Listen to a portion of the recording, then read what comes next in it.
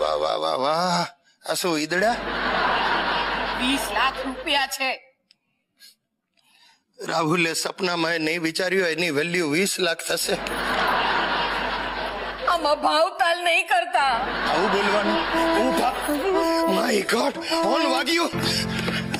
આવી ગયા, આવી ગયા જેપી, એ લોકો આવી ગયા જેપી, એ લોકો આવી ગયા જેપી, આવી ગયા. એટલે પણ બોલી બોલીને વધારે શું કામ ટરકાવે તું?